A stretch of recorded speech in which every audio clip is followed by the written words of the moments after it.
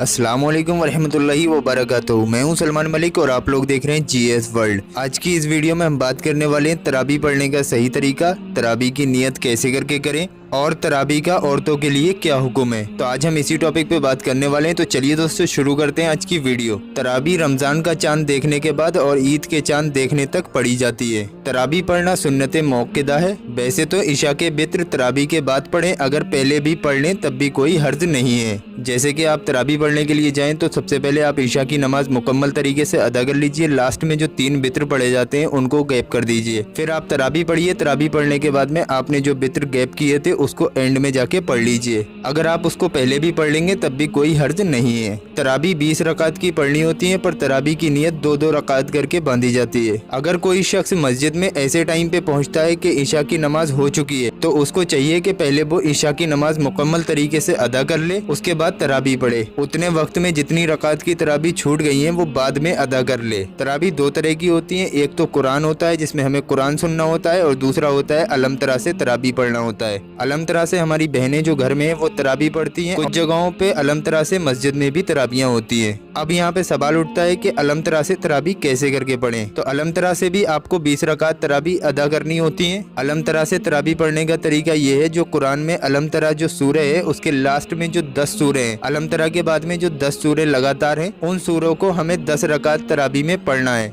यानी कि जो अलम तरा सूरह है उसके बाद में कंटिन्यू लगातार एक एक करके 10 सूरह और हैं कुरान में, जो हमें हर तराबी में अलग अलग करके पढ़ना होती है। इस तरीके से हमें 10 रकात तराबी अदा करनी होती है। जब 10 रकात तराबी पूरी हो जाती है फिर इसी तरह से 10 रकात और अदा करें। मतलब कि पहली रकात में आपको अलम तरा पढ़ना है, उसके बाद में लगातार एक एक करके हर रकात में अलग अलग सूरह पढ़नी है। ऐसा नहीं करना है कि आपने पहले अलम तरा पढ़ ली फिर उसके बाद में दूसरी रकात में आपने कोई कुल पढ़ लिया। आपको एक लाइन से एक एक करके हर रकात में अलग अलग सूरह पढ़ना है। इसी तरीके से आपको 20 रकात तराबी अदा कर लेनी है। अब यहाँ पे सवाल उठता है कि तराबी की नियत किस तरीके से करें। तो इसके लिए आप अपने दिल में इरादा रखिए कि वो तराबी की नमाज अदा कर रहे हैं और नबी करीम हुजूर सल्लल्लाहु तआला अलैहि वसल्लम की सुन्नत अदा कर रहे हैं। आपको नियत इस तरीके से करनी, जो हमारी बहनें हैं औरतें वो नियत इस तरीके से करें। नियत की मैंने 2 रकात नमाज सुन्नत तराबी वास्ते अल्लाह ताला के, वक्त मौजूदा मुँह या रुख मेरा काबे शरीफ की तरफ, अल्लाहु अकबर। अब वो आपके ऊपर है, अगर आप चाहो तो कह लो कि मुँह मेरा काबे शरीफ की तरफ, या फिर ये कह लो कि रुख मेरा काबे शरीफ की तरफ। और जो हमारे भाई हैं जो मर्द हैं वो इस तरीके से नियत करें।